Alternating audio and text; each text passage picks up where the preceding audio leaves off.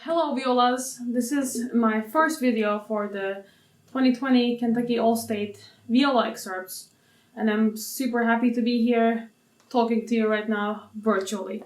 I did a bunch of preparation videos for the violins, so now I decided to divert my attention to you guys because I love viola so much, and I never played actually this Mars, the symphony, on viola before. I always played it on violin.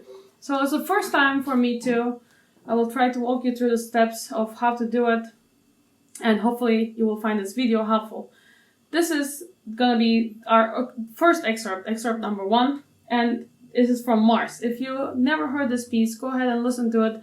It's very angsty, it's really cool, especially teenagers love it so much. I do love it too. It's a very masculine movement. I already talked to violins about it a little bit. It's very masculine. Most of the time it's angsty. It's very powerful. Mars is the bringer of war. So bring all your testosterone, even if you're a woman, inner testosterone, while you're playing this excerpt. You look at the excerpt first of all, and you will see that we have no dynamic in the beginning. We are coming from they obviously cut this. So we're coming from a strong dynamic, and then we will have a big crescendo. And the only time that we will be any softer is the very end, before box 6. That long C is gonna end in piano. Okay, so I would like to talk to you about which part of the bow I would recommend you to play this, and articulation and some fingering choices. I would play this mostly in the lower half. Let's call this, if the whole bow, let's divide the bow in half. I would call it in the lower half. I wouldn't necessarily go past the middle, except for the last long C, then you have to. Before that, especially for the very short, crisp section, please do not try to play this in the upper half. It will be mostly around the balance point, and all those strong quarter notes that you play will be closer to the frog. So do not go past the middle, which is very hard for upper string players because it's going to be a lot of wrist, arm, and wrist and finger motion for us. But if you can play this as powerful and as clean as possible, I promise you, you're going to be super happy and you're going to give a good addition. Okay, let's go from the beginning. So the beginning, I thought starting in first position is a great idea. So go ahead and play that G sharp with a third finger in first position. And stay in first position for the beginning. And a big, powerful chord on the G and E flat. And then don't try to go to the tip after the chord. So start the tremolo somewhere here. You don't want to do tremolo here because you want it as loud as possible, and the next measure you're gonna start a giant scale at the frog. So don't try to go to the tip. Everybody thinks whenever we have tremolo we have to do it at the tip. There's no such thing. Do it as loud as possible though.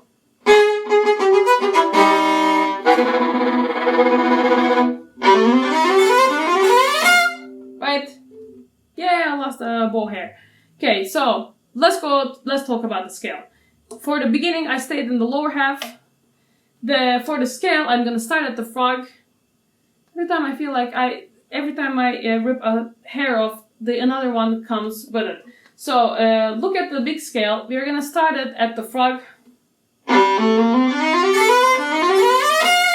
And then we're gonna end the F at the frog too. And you see, there is a fingering there. It tells you to shift to third position on the G. I actually personally would shift, not there, but look at the penultimate note of that measure on that D. I would shift all the way on the A string. The D string on viola, or on violin actually too, is not one of the most powerful strings. Your most powerful 2 strings on viola is going to be C and A. So for something so flashy, I would use the A string and keep the momentum going on the A string. I wouldn't cut the momentum in the middle on the D string, which is a string that will not speak as well. So everything else is in first position up until there, and then I will shift on the D. Right, and in the last F, make sure you're not bleeding into the upcoming rests, but do it with some vibrato and a fastball so that it rings. Okay, great. So let's play the beginning one more time. We're gonna start in first position. The whole time very powerful, and observe the crescendo. Use a lot of bow for the scale.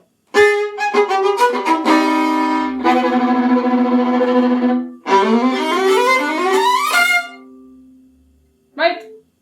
Great. Let's go on. This is the second line. You have those repeated double stops. It looks like nothing.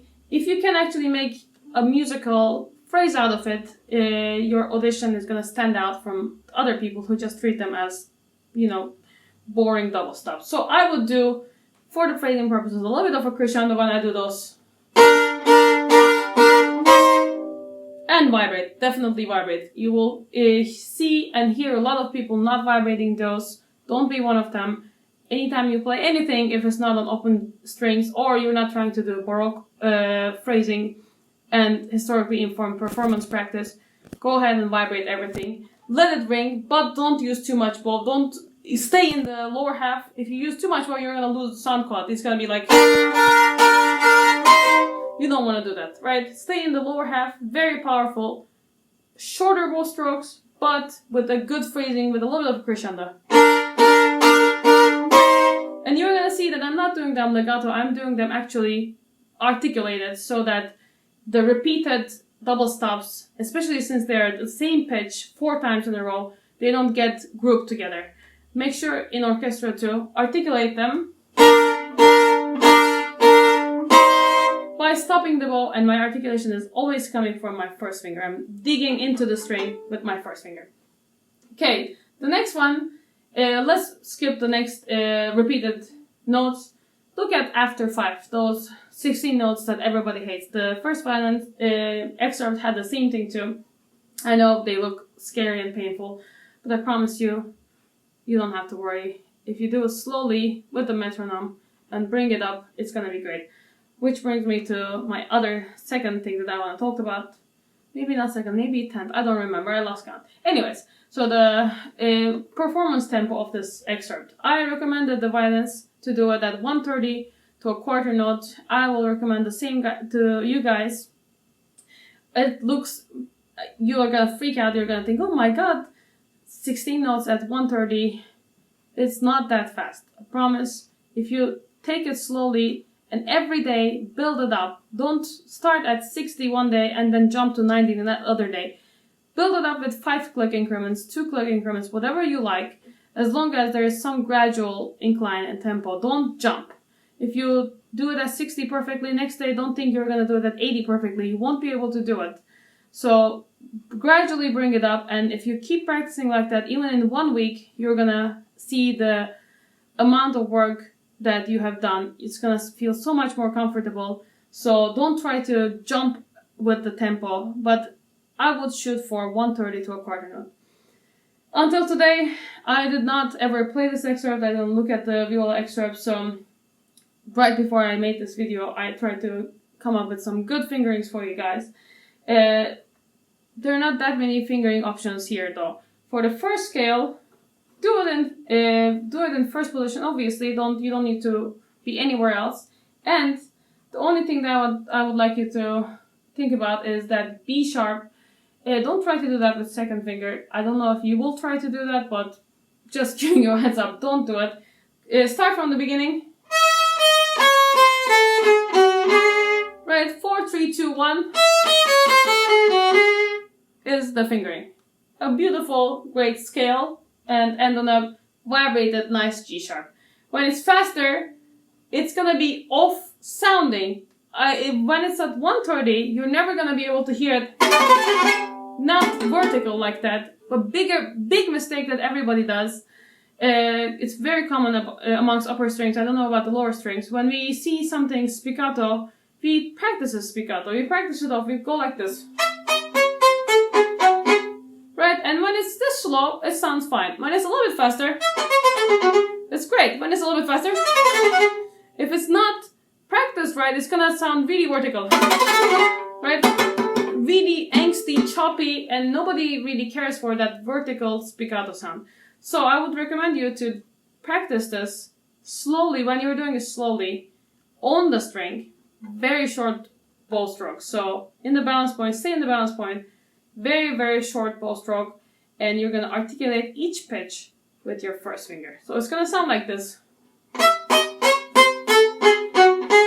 It's gonna sound like on the string, it's gonna sound like a staccato. And you might say, oh my god, why would I do that? It's not gonna sound like that in orchestra. Promise you, when it's faster, it's gonna sound like that. Right? It's gonna sound, oh, it's not gonna sound off. It's gonna sound very short. Well, I shouldn't say that. It's gonna sound off, but it's gonna, the articulation is still gonna be the same articulation. It's gonna be very short, but on-ish. In this super fast tempo, playing it off and vertically is not gonna help you. So keep that in mind. Practice that section on the string. Here's my bestie, my metronome. Carl is his name. So I will show you guys how it sounds like when it's slowly at 60. Okay, this is my 60, and I'm looking at the entrance after box 5. The very important thing is not eating any of the rests. Observe the rest. It's going to show that you have rhythmic integrity. Very important, especially in an audition.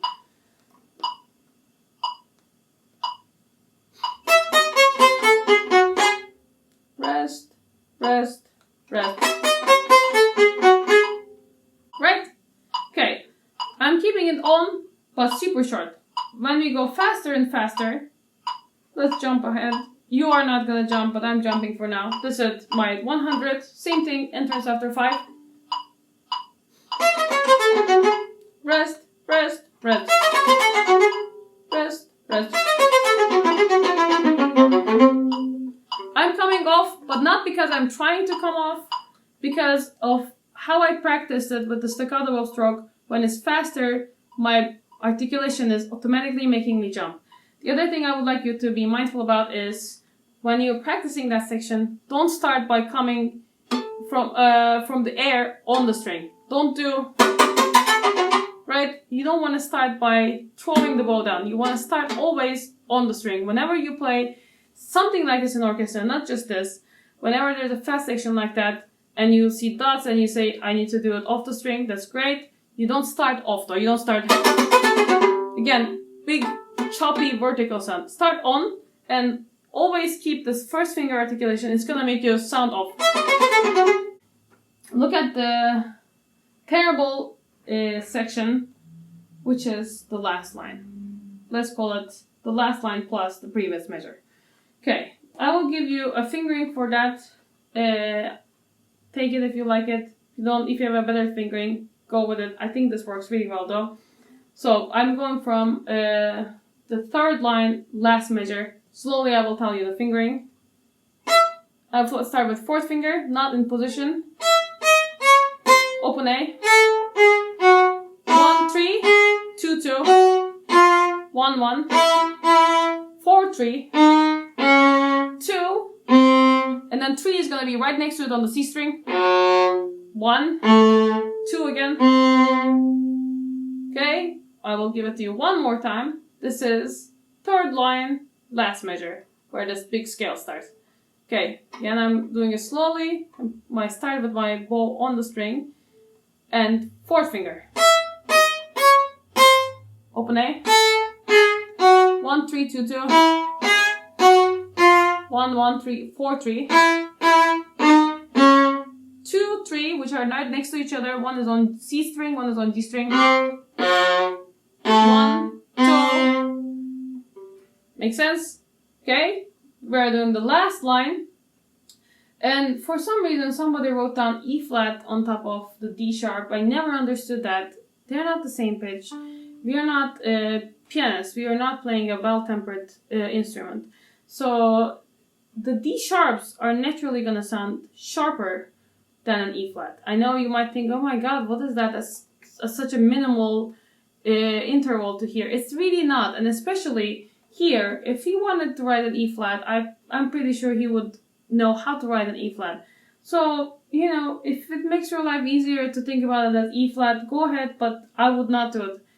Always honor composer's preferences. He wrote down a D sharp, which naturally sounds higher than an E flat. It does, whether it's such a minor difference to hear. It really is not, especially in chords. You make that adjustment and it sounds so much better when you're playing Bach, chordal Bach, especially the solo sonatas for the violin and partitas. That adjustment, that minimal adjustment makes a lot of difference. So, not E flat, D sharp, the second note, right? I'm gonna give you a good fingering for that. Hopefully it will help you guys. I will start on open C. So I'm starting with open string. First finger on the D sharp and then E. Second finger, F sharp, third finger. Another third finger. Right underneath the second finger. And then third finger on the D string. Second finger. 1. Open A. F sharp is right next to it with the third finger on the D string. Fourth finger, open A. And then there's a printed fingering there. If you like, go ahead and use it. But I actually, look at where we are. It's right before we shift to the treble clef. The note before the treble clef, that's C sharp, it says do it, I think, with the second finger. I wrote over it, so I can't see it anymore. I would do that actually with third finger. And then look at the treble clef. On the C natural, I would do the second finger. And then shift after that to a second finger. 2, 4, 3, 4, sorry. I would do that. Or alternate fingering. I'm not sure if you like this because I'm going to shift to a fourth position. So let's go from the beginning again. This is the alternate fingering. The same beginning. Open C. 1, 2, 3, 3, 2, 3, 2, 1, 0, 2. F sharp is on the third finger. 3, 4, 0, 3, 2. I shift to 4. Fourth position on that first finger E. 2, 3. And I play the last A with the fourth finger. And the last note is on an open C. Why, you might ask, I'm doing that fingering? I'm doing that so that I can vibrate the last A. There are benefits to it. You can also say I can do the harmonic A, make it clean, and then harmonic A is gonna ring throughout the rest. So you're right, you can do that too. So 2 fingerings, choose the one that you like. I will play for you. The excerpt should sound like this when it's up to tempo.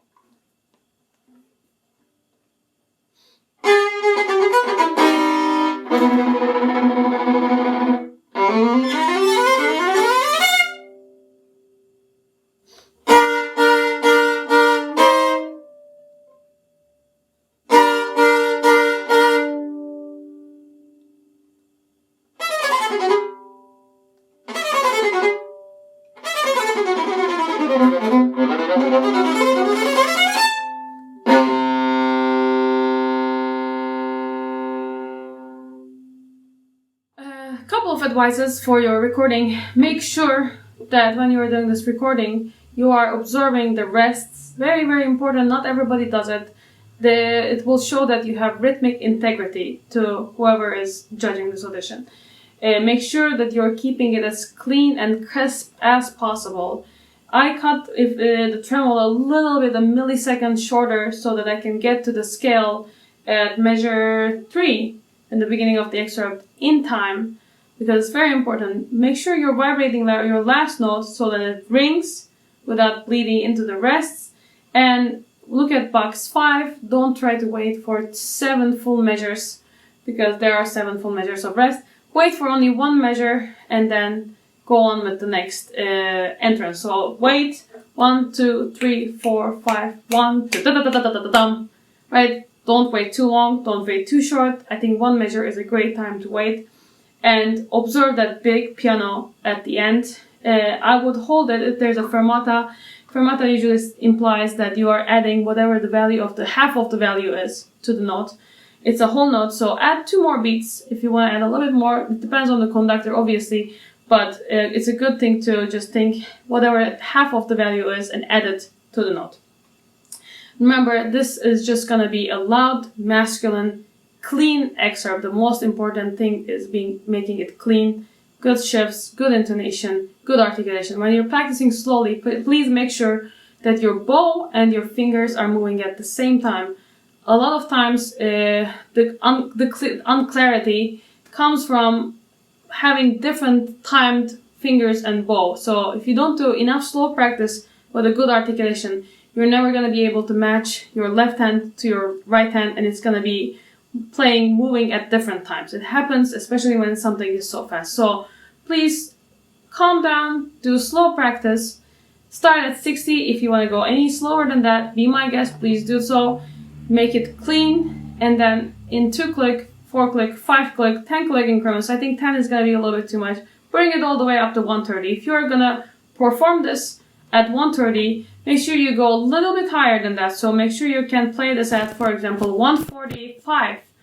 The good rule is finding the 10% of whatever your goal tempo is. So if in this case it's 130, what is 10%? 13. So if you can play this at 143 very comfortably, very clean, then you can back it to 130 and it's going to be super clean. If your highest tempo is at 130, don't perform it at 130, do it a little bit slower. So give yourself that 10% margin so that whatever you play is super, super clean. I hope this was helpful. I will be back with the second excerpt and the scales sometime next week. And you guys got this. Calm down. Everything is going to be fine. Good luck and good practicing.